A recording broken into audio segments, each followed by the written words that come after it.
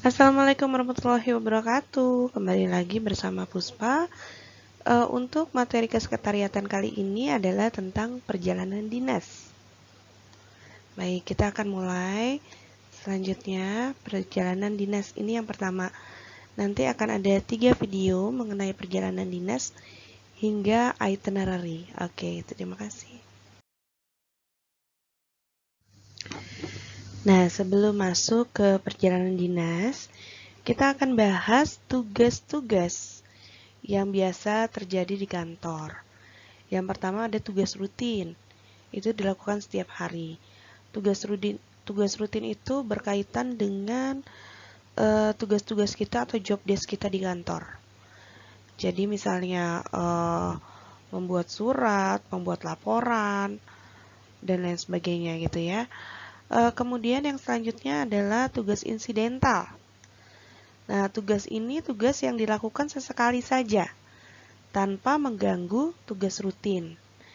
Kalau insidental biasanya apabila ada terjadi suatu mungkin, atau ditugaskan menghadiri sesuatu gitu. Jadi misalnya rapat, perjalanan dinas, nah seperti itu kurang lebih tugas insidental. Nah, yang ketiga adalah tugas yang bersifat pengembangan diri. Ini seperti diklat, pelatihan gitu ya. Ini untuk mengembangkan diri dari pegawai. Pengembangan diri pegawai. Nah, menyiapkan perjalanan dinas pimpinan. Seorang sekretaris atau administrasi juga yang berkaitan dengan pimpinan biasanya membantu menyiapkan perjalanan dinas pimpinan. Apa sih yang dilakukan? Yang dilakukan adalah menyusun rencana perjalanan secara rinci yang terdiri dari rute perjalanannya kemana. Kemudian kendaraan yang akan digunakan apa? Apakah mobil, apakah kereta, ataukah pesawat, atau kapal laut? Jenis kendaraan yang digunakan. Nah, waktu berangkatnya kapan? Pulangnya kapan? Menginapnya di mana? Dan dokumen penting yang harus dibawa berkaitan dengan tujuan perjalanan dinas tersebut itu apa aja. Nah, semua ini harus dilengkapi, harus disiapkan secara detail agar pimpinan menjadi mudah dalam menjalankan tugasnya saat dinas. Pengertian perjalanan dinas.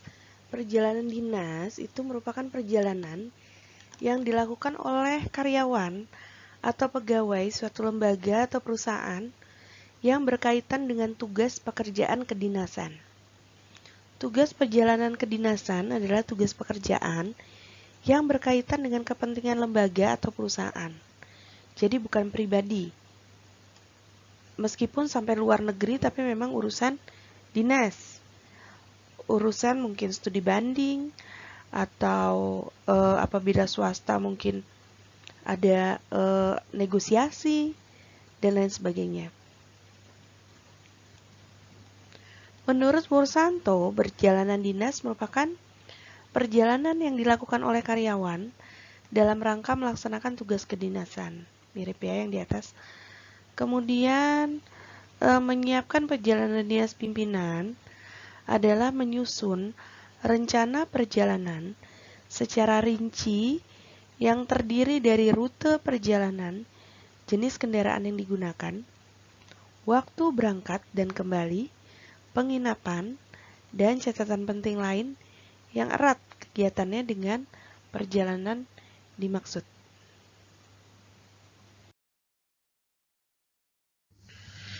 Nah, tujuan dan jenis perjalanan dinas.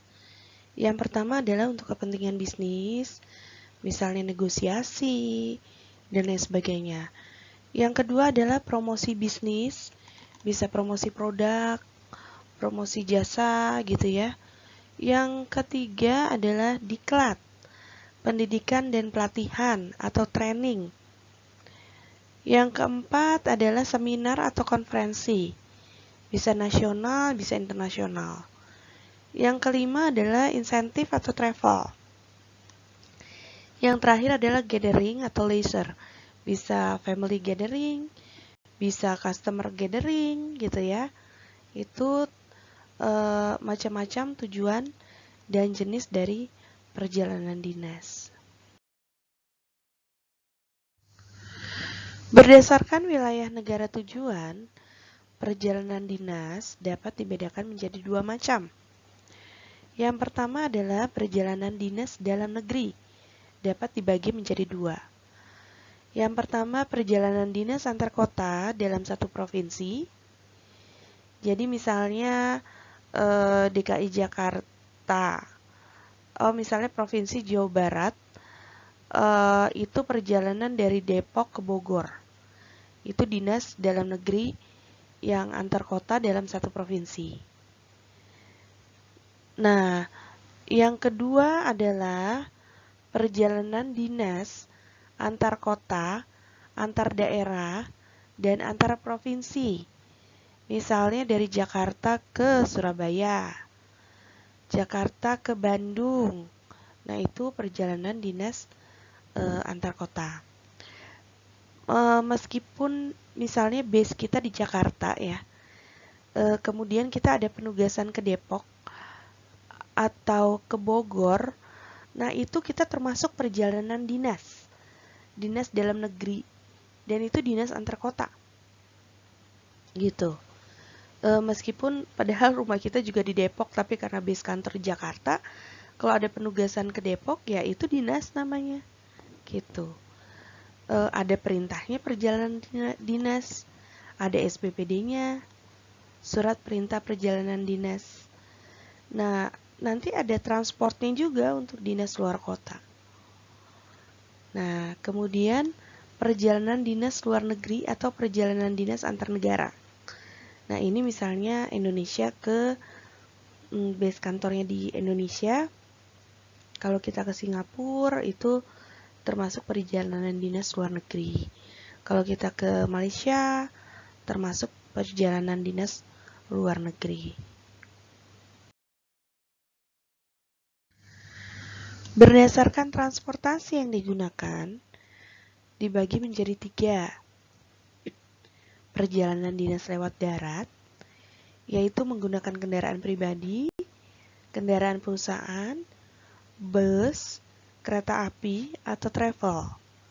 Kemudian yang kedua adalah perjalanan dinas lewat laut, bisa menggunakan kapal feri atau kapal laut penumpang. Yang ketiga adalah perjalanan dinas lewat udara, yaitu menggunakan pesawat. Perjalanan dinas dilihat dari tujuannya, itu bisa ada yang mengikuti Rakernas. Rakernas itu adalah rapat kerja nasional, atau mengikuti Semnas atau seminar nasional, kunjungan kerja ke daerah, bisa perjalanan yang merupakan diklat, atau pelantikan karena promosi, tapi pelantikannya beda daerah. Misalnya base-nya tadinya Jakarta, tapi kemudian naik pangkat apabila di kantor cabang misalnya yang ada di Surabaya atau ada di Semarang, seperti itu. Berikutnya adalah penjajakan kerjasama dengan lembaga lain. Misalnya Politeknik ingin melakukan kerjasama kepada PT Freeport. Nah, kemudian harus MOU-nya di sana. Berarti pergi ke Freeport. Kemudian menghadiri acara seremonial, seperti pembukaan suatu lembaga baru. Misalnya pembukaan Politeknik negeri yang ada di daerah lain gitu. Atau pembukaan misalnya pembukaan cabang baru gitu ya. Seperti itu. Kemudian kegiatan sosial atau memberikan bantuan kemanusiaan. Misalnya ada gunung meletus yang di Sinabung, kemudian Politeknik ingin menyumbang mungkin, kemudian ada perwakilan berangkat ke sana. Nah, itu perjalanan dinas. Ya. Kemudian tendernya mungkin luar kota. Saya pernah alami tender di Aceh, tapi kebetulan saya cuman yang menyiapkan dokumen di Jakarta tidak ikut ke Aceh. Jadi kalau pergi ke Acehnya itu termasuk tender juga. RUPS, yakni Rapat Umum Pemegang Saham. Bisa di dalam kota, bisa di luar kota. Nah, ini juga termasuk ke dalam perjalanan dinas.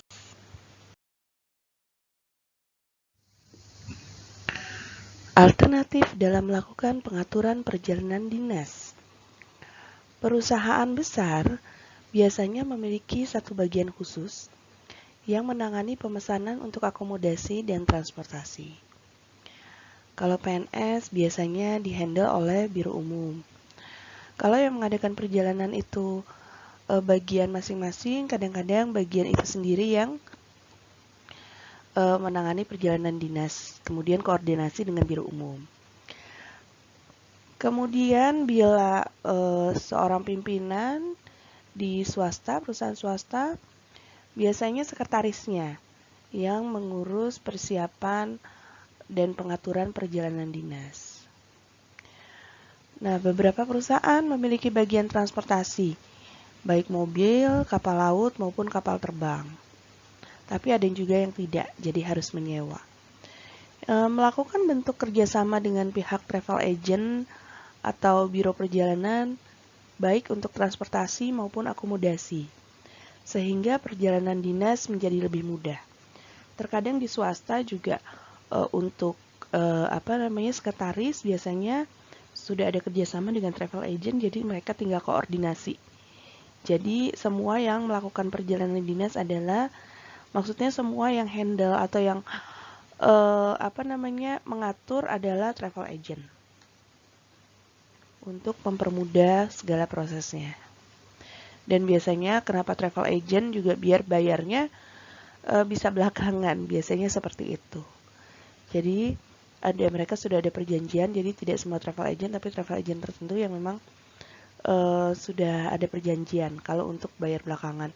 Tapi kalau memang tidak ada perjanjian dari travel agent, tapi sewaktu-waktu butuh itu juga bisa.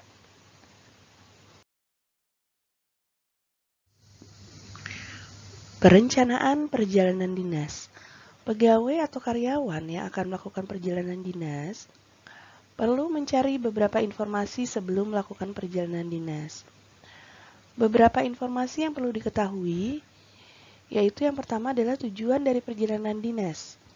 Tujuannya mau kemana? Apakah dalam negeri atau luar negeri? Karena terkait dalam mempersiapkan dokumen-dokumen yang harus dibawa dengan tujuan perjalanan dinas. Misalnya kalau ke luar negeri harus mempersiapkan visa, paspor, exit permit gitu ya. Kemudian kira-kira dokumen bisnis apa yang harus dibawa gitu. Kemudian dokumen bisnis apakah tujuannya untuk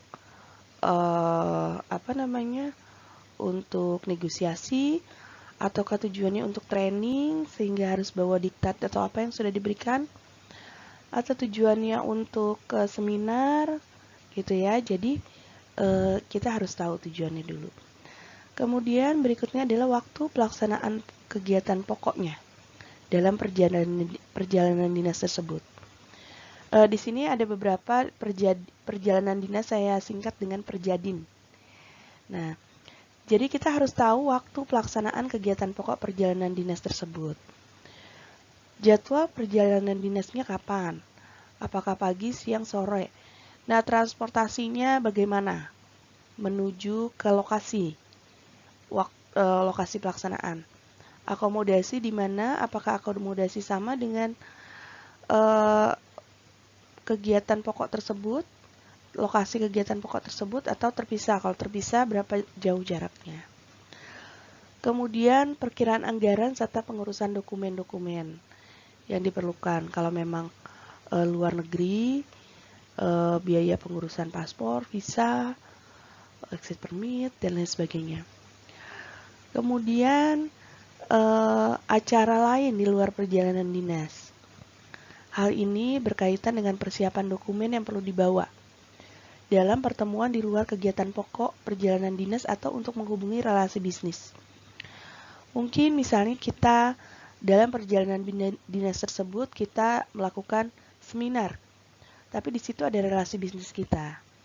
Jadi kita manfaatkan waktu tersebut untuk beberapa pertemuan untuk mempersingkat atau untuk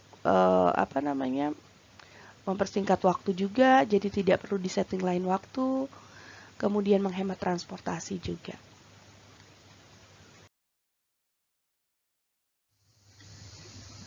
Perencanaan pendahuluan perjalanan. Perencanaan pendahuluan perjalanan adalah perencanaan yang berkaitan dengan identifikasi informasi yang harus diketahui karyawan atau pegawai yang akan mengadakan perjalanan dinas. Beberapa informasi yang harus diketahui adalah yang pertama, jenis perjalanan dinas. Karena masing-masing jenis perjalanan dinas memiliki konsekuensi berbeda terhadap persiapan yang harus dilakukan. Nah, kemudian adalah yang kedua, tempat dan tujuan perjalanan dinas. Tempat tujuan perjalanan dinas harus diketahui karena berkaitan dengan perencanaan transportasi, akomodasi, dan keuangan. Jadi, tujuan perjalanan dinasnya itu di mana. Jadi, kalau memang mempermudah, kita bisa menginap di tempat yang memang di situ lokasi pekerjaannya nanti akan diadakan. Entah seminarnya, entah meeting bisnisnya gitu. Jadi tidak perlu waktu lama menuju lokasi. Kemudian yang ketiga adalah lama perjalanan dinas perlu diketahui untuk menentukan perlengkapan yang harus dibawa selama perjalanan dinas. Baik baju dinas, baik surat-surat, dokumen, dan lain sebagainya. Apalagi kalau keluar negeri.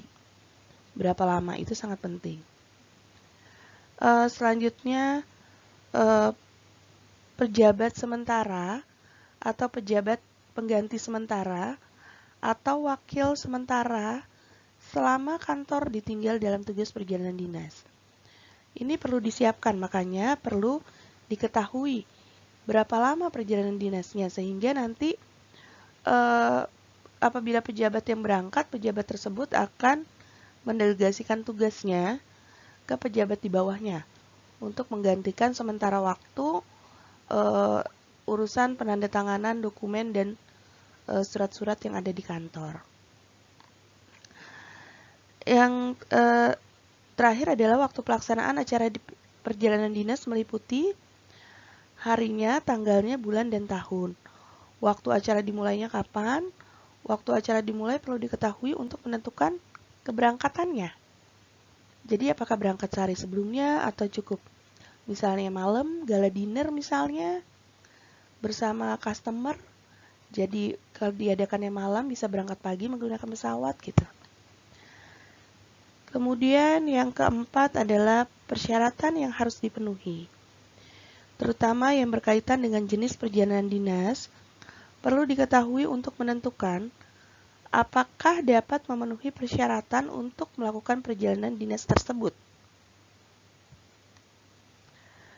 Nah, ini harus dipenuhi kalau misalnya surat-suratnya, persyaratannya sudah terpenuhi atau belum untuk misalnya negara yang berbeda di negara tersebut dan lain sebagainya. Yang kelima adalah kelengkapan materi yang harus dibawa. Perlu diketahui juga supaya menyiapkan secara lengkap berdasarkan data-data objektif yang terbaru. Hal-hal yang biasa harus dilakukan dalam menangani perjalanan dinas adalah ada 6 hal yang biasa dipersiapkan, yang dilakukan, yaitu pertama mengatur tujuannya. Tujuan perjalanan dinas tersebut kemana, tanggal keberangkatannya kapan, dan transportasi yang digunakan itu apa. Kemudian mengurus akomodasi. Nah, nanti menginapnya di mana? Biasanya penginapan didekatkan dengan lokasi tujuan dari perjalanan dinas. Misalnya tujuannya seminar. Seminar itu di Bogor ada di Hotel Salak misalnya. Nah, lebih baik menginapnya di Salak juga gitu ya, jangan berpindah. Nah, kecuali bila penuh, boleh mencari hotel-hotel yang tidak jauh dari situ. Jadi bisa transportasinya mudah gitu ya.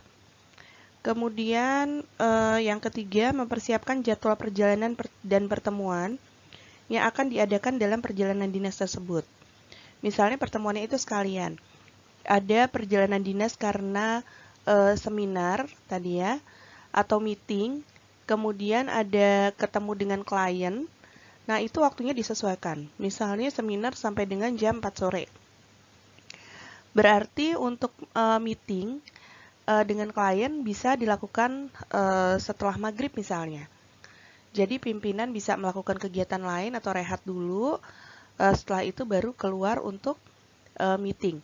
Nah, lokasi meeting sebaiknya juga tidak jauh dari hotel atau memang di hotel tersebut tempat menginap. Kalau memang mau di restoran yang berbeda, boleh, tapi diusahakan tidak terlalu jauh lokasinya, ya. Kemudian yang keempat adalah mempersiapkan semua surat-surat yang diperlukan. Ada surat apa saja? Kalau misalnya luar negeri, surat apa yang dibutuhkan untuk ke negara tersebut gitu ya. Kalau sekarang keluar kota aja harus ada surat kesehatan. Nah, seperti itu ya, surat-surat seperti itu yang dibutuhkan. Naik pesawat harus ada surat negatif swab ya, atau rapid gitu ya. Kemudian yang kelima, mempersiapkan semua dokumen pendukung perjalanan dinas di sana. Jadi apa saja dokumen-dokumen pendukungnya? Apakah surat-surat yang diperlukan, dokumen untuk meetingnya, dokumen untuk seminarnya, kemudian apalagi dokumen yang diperlukan, ya. Terus kemudian mempersiapkan keperluan keuangannya.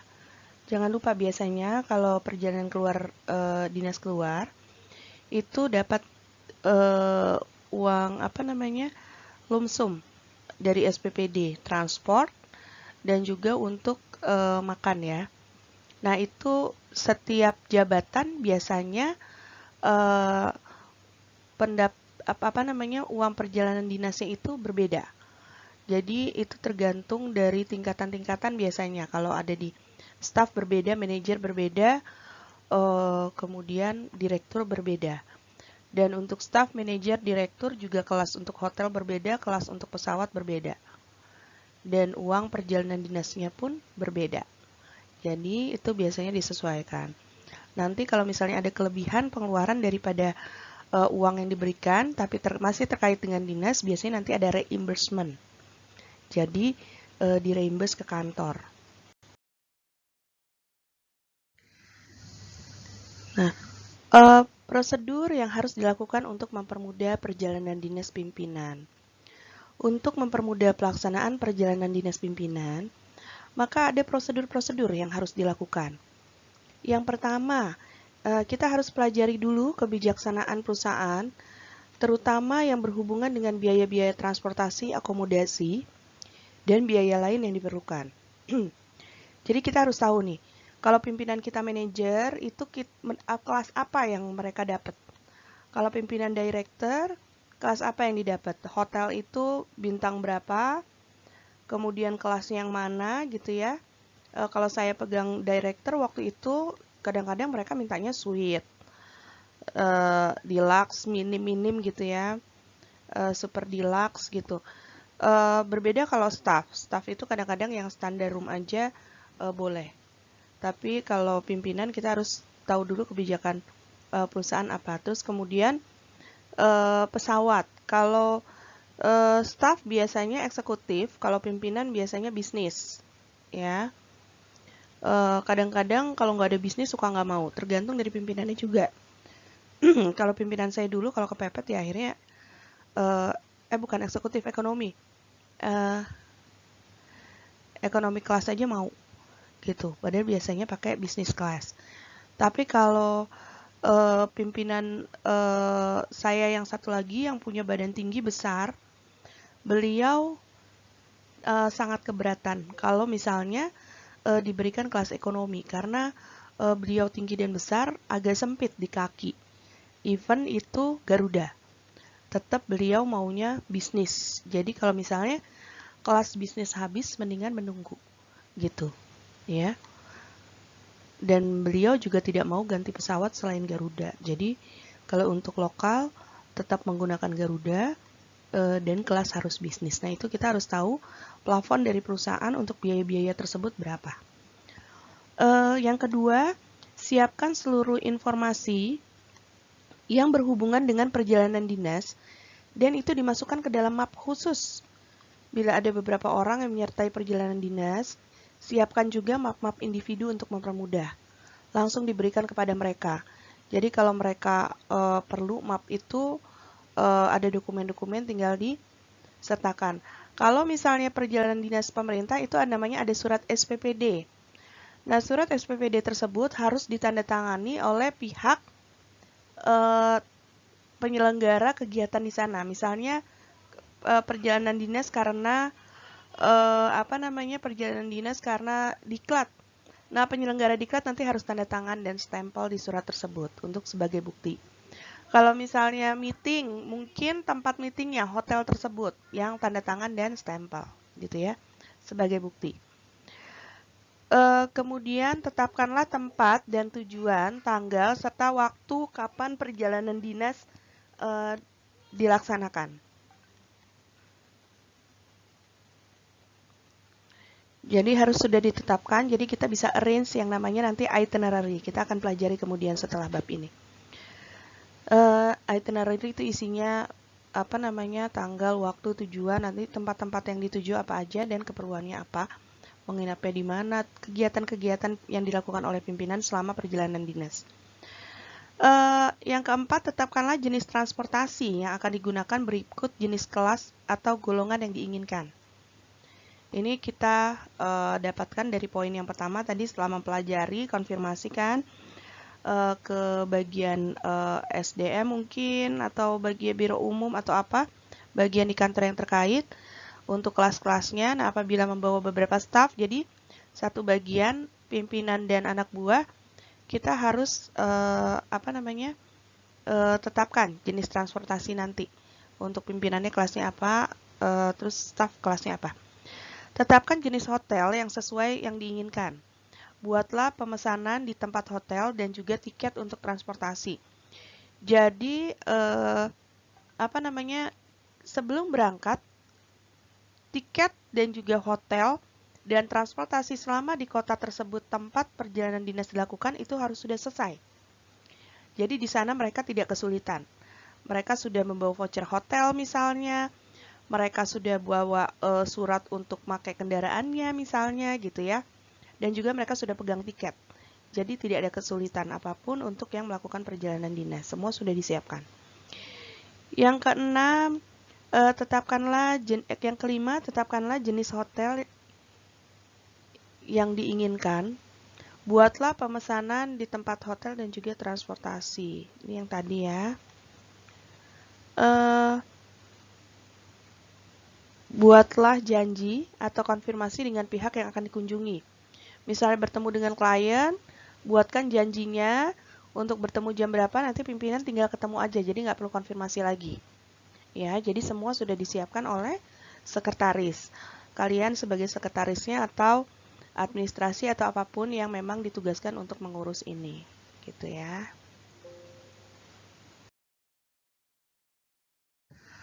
Prosedur yang harus dilakukan untuk mempermudah perjalanan dinas pimpinan selanjutnya adalah siapkan bahan-bahan yang dibutuhkan dalam pertemuan tersebut dengan pihak yang akan ditemui. Kalau perjalanan dinas untuk menandatangani perjanjian, siapkan surat perjanjiannya. Kalau untuk diklat, siapkan bahan-bahan materinya. Kalau pimpinan ingin melakukan presentasi atau melakukan menjadi trainer dan lain sebagainya, siapkan PPT dan bahan-bahan untuk beliau presentasi. Kalau ini merupakan presentasi bisnis, siapkan juga ya. Kemudian siapkan yang ke-8 adalah siapkan jadwal perjalanan atau itinerary. Kita akan belajar ini di sesi selanjutnya, bagaimana cara membuat itinerary. Kemudian siapkan anggaran biaya yang diperlukan untuk keperluan perjalanan dinas tersebut. Jadi ini biasanya dananya sudah ada dari perusahaan, nanti diberikan kepada pimpinan. bisa ditransfer, atau mungkin beliau kalau minta dibawakan cash dan dipersiapkan untuk hal-hal yang sudah disiapkan gitu, untuk ada yang minta seperti itu, soalnya misalnya minta boarding, ada uangnya dan lain sebagainya, itu sudah disiapkan, jadi beliau tidak pusing untuk penyewaan mobil kalau harus dibayar cash dan lain sebagainya. Siap. Yang ke-10, siapkan daftar atau lembar untuk mencatat pengeluaran-pengeluaran serta biaya yang digunakan selama perjalanan dinas berlangsung. Biasanya ini namanya travel expenses. Jadi ada formnya, form apa aja yang beliau dana-dana yang keluarkan di sana, terus nanti dicocokkan sama biaya yang didapatkan dari kantor. Nah, kalau ternyata lebih banyak yang dikeluarkan pribadi, nanti akan di reimburse. Nanti perusahaan akan membayarkan kembali kepada pimpinan, gitu, uang-uang yang telah terpakai menggunakan uang pribadi. Yang berikutnya adalah yang ke-11, biarkan pihak yang baru pulang melakukan perjalanan dinas untuk menyiapkan laporan yang diperlukan pada hari pertama sekembali dari perjalanan dinas kepada perusahaan. Biasanya ada laporan perjalanan dinasnya, apalagi kalau diklat dan lain sebagainya. Untuk staff biasanya bikin sendiri, untuk pimpinan biasanya sekretarisnya yang membuatkan. Karena ini terkait juga sama nanti reimburse untuk uang-uang yang telah dipakai yang menggunakan pengeluaran pribadi, yang menggunakan uang pribadi tapi untuk keperluan perusahaan. Nah, ini juga harus disertai laporan ini biasanya. Kemudian yang terakhir adalah berikan laporan mengenai kegiatan yang berlangsung selama pimpinan melakukan perjalanan dinas. Nah, selama pimpinan melakukan perjalanan dinas itu di kantor ada apa aja? Apakah ada klien-klien yang ingin bertemu, relasi yang ke kantor atau ingin bertemu tapi beliau sedang tidak ada di tempat. Nah, kemudian yang terakhir, siapkan tindak lanjut hasil perjalanan dinas, baik berupa surat ucapan terima kasih kepada pihak-pihak yang membantu. Misalnya kalau menggunakan biro umum atau administrasi di kantor, silakan ucapkan terima kasih karena sudah membantu kelancaran proses perjalanan dinas pimpinan. Oke, sekian pertemuan kali ini. Mudah-mudahan dapat tersampaikan dengan baik dan paham. Apabila ada pertanyaan, silakan di kolom pertanyaan di bawah. Nah, nanti akan dibahas. Oke, sekian. Terima kasih. Terima kasih sampai di sini. Wassalamualaikum warahmatullahi wabarakatuh. Sampai ketemu di video selanjutnya yang mudah-mudahan dapat bisa memenuhi materi-materi kita dalam perkuliahan semester ini. Wassalamualaikum warahmatullahi wabarakatuh.